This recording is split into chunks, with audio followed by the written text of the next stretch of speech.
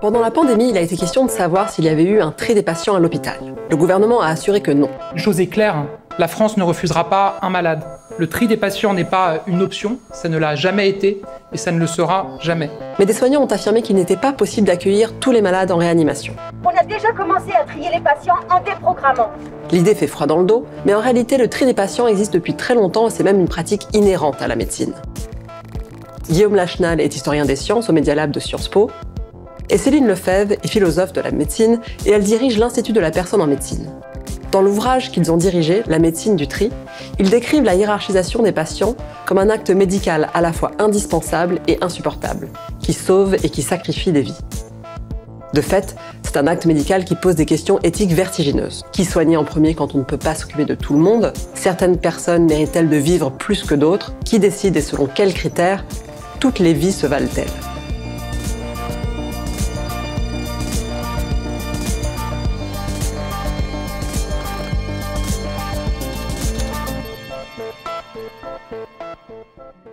En principe, dans nos sociétés contemporaines, non seulement toutes les vies se valent, mais la vie est une valeur absolue, un bien inestimable qui ne saurait faire l'objet de hiérarchisation ou de quantification. Et pourtant, le problème de devoir trier entre des patients se pose bel et bien dès lors qu'il y a une inadéquation entre les besoins de santé et l'offre de ressources. Et de fait, les ressources ne sont pas illimitées, que ce soit le nombre de machines, de médicaments ou encore de soignants. Quand est-ce qu'on a commencé à trier les patients? Cette question de l'accès aux ressources et de leur rationnement peut-être, elle se pose, on la voit émerger sur les champs de bataille dans le contexte de la médecine militaire. Au début du 19e siècle, c'est classiquement l'origine mythique du tri avec ce chirurgien français, Dominique Larrey, chirurgien en chef de l'armée napoléonienne, qui, face à des afflux de blessés comme il n'en avait jamais vu, et c'est aussi lié au progrès de la guerre et de sa capacité à faire mourir, Larrey essaye de rationaliser la façon dont il va prendre en charge les blessés, qui sont souvent des mourants. Et donc c'est cette idée d'une pensée rationnelle face à la masse et face au fait que ses ressources à lui de chirurgien sont limitées. Les ambulances qu'il met en place, parce que c'est le premier à mettre en place des brancardiers volants qui essayent très vite de retirer les blessés de la zone exposée pour aller les soigner très rapidement. Donc c'est une révolution dans la façon dont on va penser le temps en médecine, c'est aussi des débuts de l'urgence, et en même temps une révolution dans la façon de rationaliser où c'est qu'on fait porter ses efforts. Et pour lui, le tri qu'il opère, c'est un tri qui est principalement lié à la qualité du soin qu'on va donner à des gens qui vont très mal, et notamment à l'importance, par exemple, d'amputer très rapidement. Donc c'est un tri qui est très différent de ce qu'on va voir plus tard, qui est centré sur la question de la douleur et de l'apaisement des souffrances, et de l'efficacité, parce qu'ils se rendent compte aussi que c'est plus facile d'amputer quelqu'un immédiatement après le choc que 2 heures après. Le tri devient systématique au cours des 2 grandes guerres mondiales, et sa logique est clairement utilitariste, dans la mesure où il s'agit avant tout de maintenir le plus possible d'hommes valides au front. L'utilitarisme est cette doctrine éthique qui a été théorisée entre autres par le philosophe britannique Jeremy Bentham au XVIIIe siècle, qui la décrivait comme la recherche du plus grand bonheur du plus grand nombre, par opposition aussi bien à l'égoïsme, le plus grand bonheur pour une seule personne, qu'à l'égalitarisme, le même bonheur pour tous, même s'il est faible. L'utilitarisme est une philosophie dite conséquentialiste, dans le sens où une action est évaluée uniquement en fonction des conséquences réellement escomptées, et non pas en fonction d'idéaux abstraits. Un moment intéressant, c'est la Seconde Guerre mondiale, avec une nouvelle ressource, qui est la pénicilline, qui est un antibiotique extraordinaire d'une efficacité inconnue avant, qui permet de bien soigner les blessures graves de guerre. Et donc on est en Afrique du Nord, en 1943, les Alliés, les Britanniques en particulier, préparent l'invasion de l'Italie et de la Sicile, et on a quelques grammes de pénicilline par jour. Donc il faut savoir, dans un contexte où on a plein de soldats dans des tentes avec des blessures qui s'infectent, etc., il faut savoir à qui on le donne. On s'aperçoit au même moment que cette pénicilline, elle soigne très bien une maladie vénérienne, la blénorragie, que les soldats britanniques ont ramené par dizaines et par centaines de leurs jours de repos à Alger, dans les autres villes de la région. Et donc, est-ce qu'on va soigner des soldats qui, en plus, ont fait n'importe quoi, donc des soldats qui ont démérité et qui ramènent une chaude-pisse à la caserne, et de l'autre côté, des blessés graves? Et donc, la question se pose dans les cercles militaires, elle remonte jusqu'à Churchill, et Churchill dit dans un euphémisme, il faut l'utiliser de la manière la plus efficace militairement. Et la manière la plus efficace militairement, c'est d'aller soigner les chaude-pisse des soldats, parce que ça permet d'avoir un grand nombre de soldats valides très rapidement. Ok, et pourtant, ce que vous dites et qui peut paraître assez contre-intuitif, c'est, malgré tout, le fait de faire du tri avec des critères objectifs, c'est un progrès. C'est un progrès parce que ça affranchit la médecine, déjà, de l'interférence, du social, de qui c'est. Par exemple, l'arrêt dit on va amputer aussi vite un général et un simple soldat. Déjà, c'est faire de la médecine un monde à part, où les valeurs sociales, et en particulier les inégalités sociales, toutes les lignes de discrimination qui traversent la société, n'ont plus cours. On va soigner en fonction de règles, et en particulier la règle, ça va être qui va bénéficier le mieux de ce que la médecine a proposé, et c'est là que les efforts médicaux doivent porter. Et puis c'est un progrès aussi, parce que ces valeurs, elles peuvent être discutées, elles ne sont pas arbitraires, elles vont faire l'objet de consensus, etc. Après la Seconde Guerre mondiale, le tri s'étend vers la médecine humanitaire et la médecine d'urgence, mais il s'installe aussi dans les systèmes de santé publique comme moyen de réguler l'accès à des innovations coûteuses, comme la réanimation ou la transplantation d'organes, ou encore les traitements contre le cancer. Et c'est dans les années 60, à l'ouverture du premier centre de dialyse rénale à Seattle, qu'émerge le débat éthique sur le tri.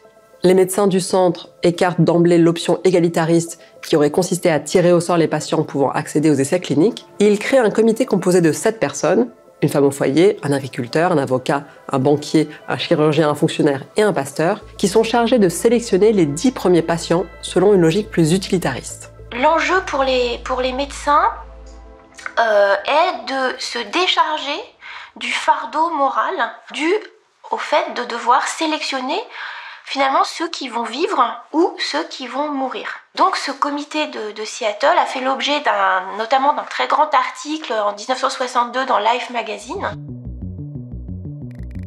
Il a montré au public combien la discussion avait achoppé sur des critères d'ordre comportemental ou social. Pourquoi ? Parce que, d'abord, dans une première sélection, les médecins eux-mêmes avaient mis de côté les patients de plus de 45 ans. Ils avaient également mis de côté les enfants. Et l'argument était que n'était pas seulement un argument médical, c'était aussi un argument qu'on appelle d'utilité sociale, c'est-à-dire qu'ils préféraient sélectionner des pères ou des mères de famille à charge d'enfants. Et après cette présélection médicale, quels ont été les critères retenus par le comité des admissions ? Là vont entrer en ligne de compte dans les discussions des critères sociaux, par exemple l'engagement religieux, où une personne engagée dans la communauté, par son sens des responsabilités, serait plus fiable et donc devrait être priorisée pour cette sélection. On voit là l'intervention de l'utilité sociale, du critère d'utilité sociale. Et c'est cela qui a été reproché par la suite à ce comité des admissions, c'est d'avoir par exemple priorisé ce type de personnes au détriment d'autres types de personnes comme des prostituées, des prisonniers. On le voit à travers ces débats fondateurs de Seattle, toute la difficulté du tri repose sur la nécessité de hiérarchiser les critères et il n'y a pas de réponse objective à toutes les questions éthiques que ça soulève. Par exemple, si on prend l'objectif de maximisation de la durée de vie, donner une année supplémentaire de vie, est-ce que c'est pareil pour un enfant ou pour une personne âgée ? Faut-il donner quelques années à vivre à beaucoup ou de nombreuses années à quelques-uns ? Il n'y a pas de vérité absolue, mais tout le travail éthique du tri consiste à articuler deux morales contradictoires, la morale utilitariste et la morale égalitariste. Selon le principe utilitariste, la priorité peut être donnée selon un principe d'utilité médicale à ceux qui en ont le plus besoin et qui ont le plus de chances de survivre, de gagner des années de vie ou de gagner de la qualité de vie.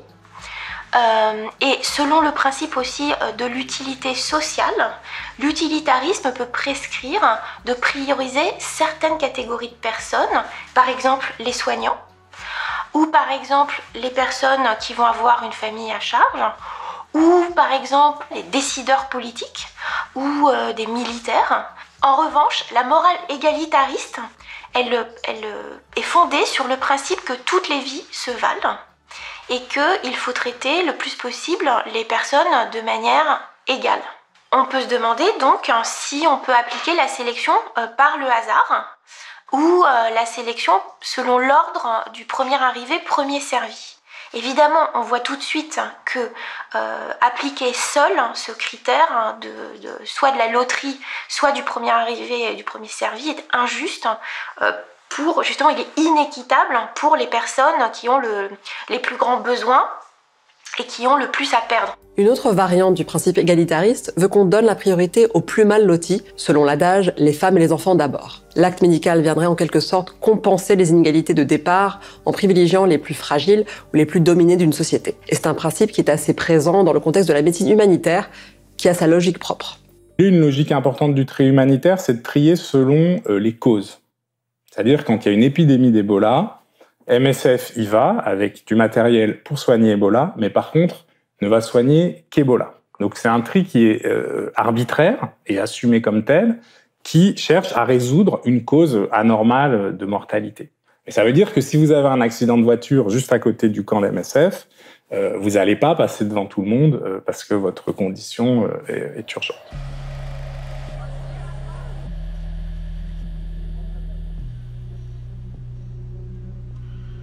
On va dans un pays, au Libéria en 2014, où la mortalité infantile est 50 fois plus élevée qu'en France, et on va dire, ça on n'y touche pas.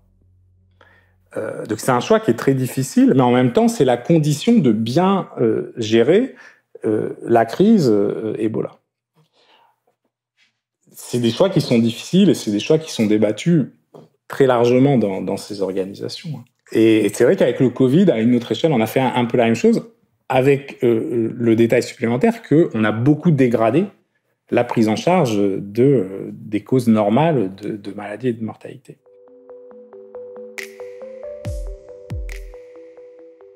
C'est vrai qu'on a parlé de ce problème avec le Covid, à la fois parce qu'on a priorisé le Covid par rapport à d'autres maladies et parce que les médecins ont dû faire des choix sur qui pouvait accéder en priorité à la réanimation. Et de fait, il y a un facteur qui a aggravé le problème et qui tient aux réformes de l'hôpital public qui ont été mises en œuvre pour réduire les durées de séjour et faire des économies.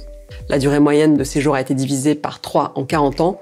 C'est ce qui explique le fait que 103 000 lits d'hôpitaux aient été supprimés entre 1993 et 2018. Le sociologue Nicolas Bélorgey a par exemple étudié les conséquences de cette réforme dans les services de soins de suite et de réadaptation qui accueillent des patients après une maladie grave. Il a montré que les professionnels de santé sont incités à sélectionner les patients qui auront les moyens d'en sortir rapidement, que ce soit en étant hébergés par leur famille ou en allant en EHPAD, pour ne pas risquer de rester coincés avec des personnes qui vont dépasser les durées moyennes de séjour recommandées. Il y a un continuum du tri qui se décline depuis les politiques de santé jusqu'à des décisions médicales individuelles. Les professionnels de santé ont en quelque sorte à se débrouiller, à bricoler avec des décisions de priorisation. Il n'y a pas d'injonction explicite, mais il y a néanmoins des indicateurs, comme la durée moyenne de séjour, qui sont intériorisés par les professionnels de santé et auxquels ils sont vigilants et donc qui vont influencer leurs décisions de priorisation. Ce qui fait que la tarification à l'activité, ces pratiques de gestion publique peuvent conduire les praticiens à une sélection de patients dits rentables. C'est ce genre de situation qui permet au médecin et anthropologue de la santé Didier Fassin de parler de l'inégalité des vies. C'est même le titre de sa leçon inaugurale au Collège de France en 2020, où il rappelle que l'espérance de vie moyenne varie en fonction des revenus et de l'éducation. Un taux de mortalité traduit la valeur accordée par la société à la vie humaine en général et à la vie des différents groupes qui la composent en particulier. À la lumière des études existantes, il apparaît donc que les inégalités devant la mort en France reflètent assez fidèlement les différentes expressions des inégalités sociales, augmentant fortement depuis les années 1970 sous l'effet de la précarisation de l'emploi et de la paupérisation des classes populaires. Pourtant, il n'y a pas de fatalité à ce que les facteurs économiques pèsent autant sur la santé des gens. C'est ce que montre l'histoire de la lutte contre le sida en Afrique. À partir du début des années 90, le traitement notamment à l'AZT commence à être utilisé largement en Europe, aux États-Unis, mais il reste très cher, il reste très peu accessible en Afrique. Et donc là, ce qui se met en place, d'abord, c'est un tri qui est un tri informel, c'est-à-dire que des activistes, notamment, font passer dans leurs valises des trithérapies, etc. Donc là, c'est un tri par le capital social, par le lien avec... il faut être dans la capitale, il faut avoir des liens avec les activistes européens, etc. Et puis, on va voir aussi des décisions, là encore, qui sont toujours informelles, tout ça n'a jamais été écrit noir sur blanc, mais des décisions de donner les traitements à ceux qui en bénéficieront le plus, et, y compris d'un point de vue social, c'est-à-dire les patients qui peuvent devenir des porte-parole. Donc on a un triage qui se fait sur la capacité à raconter son histoire, à être un bon patient, à être un patient même activiste qui va pouvoir se battre pour les autres, etc. Donc ça va s'effectuer comme ça, ce qui ne veut pas dire qu'il ne va pas y avoir des contre-réactions, et notamment d'un grand activiste sud-africain, Zaky Harmat, qui va lui faire la grève de son propre traitement auquel il avait droit justement comme superstar de l'activisme sida, en disant moi j'arrête tant qu'on n'y a pas tous accès, et ça va être un des moments dans le bras de fer qui oppose l'Afrique du Sud aux firmes pharmaceutiques sur le prix des médicaments. La deuxième leçon du sida, qui est la plus importante, c'est que toutes ces pratiques de tri qui étaient justifiées par le prix du médicament, tout ça va voler en éclats quand, justement, suite au bras de fer entre l'Afrique du Sud, des organisations internationales, en 2000-2001, l'Organisation mondiale du commerce rend possible la production de médicaments génériques sous brevet. Et le tribunal de Pretoria a explosé de joie. Quelques secondes plus tôt, les compagnies pharmaceutiques venaient d'annoncer le retrait sans condition de leur plainte contre le gouvernement sud-africain. Une grande victoire pour les militants de la lutte contre le sida. Désormais, les malades pourront avoir accès à des médicaments génériques. Et ça va faire s'effondrer le prix, qui va être divisé par 30 ou 50. Remember I said the medicine costs $25 for a 200 milligram capsule.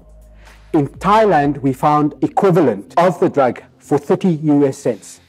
Et cet effondrement du prix rend la question du tri, qui faisait tourner les conférences d'éthique à plein régime, complètement secondaire, puisqu'il n'y a plus besoin de trier si le médicament est pas cher. Dans toute la littérature qu'on peut lire autour de cette question du tri en médecine, il y a une métaphore qui est souvent utilisée, c'est celle du naufrage et du dilemme du canot de sauvetage, avec la question « qui on sauve en premier ?» C'est de là d'ailleurs que vient l'expression « les femmes et les enfants d'abord ». Le canot de sauvetage, c'est aussi une très bonne métaphore pour penser le tri. On doit cette réflexion à un historien américain qui s'appelle Tom Core, qui explique que si on regarde l'histoire des canots de sauvetage au XIXe siècle, en particulier au temps des grands naufrages dans l'Atlantique Nord, dont celui du Titanic, lui, il a réouvert les dossiers de ces naufrages. Et ce qu'il montre, c'est qu'il y a eu des choix très explicites des armateurs de ne pas mettre assez de canots de sauvetage. Donc, ce qu'on pose comme une nécessité, savoir, oulala, qui c'est qu'en fait monter d'abord, les femmes ou les enfants, les matelots, pas les matelots, etc.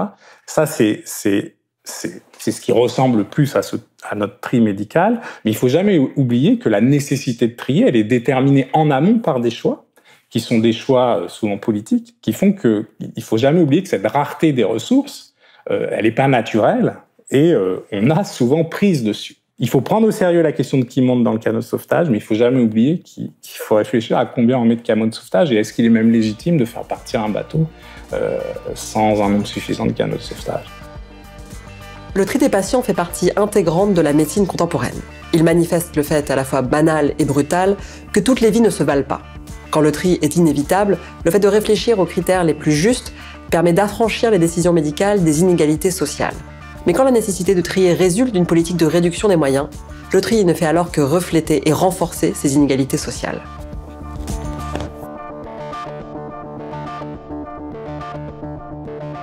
Pour aller plus loin, mes sources sont en description et pour garder les idées larges, il y a d'autres épisodes. À bientôt!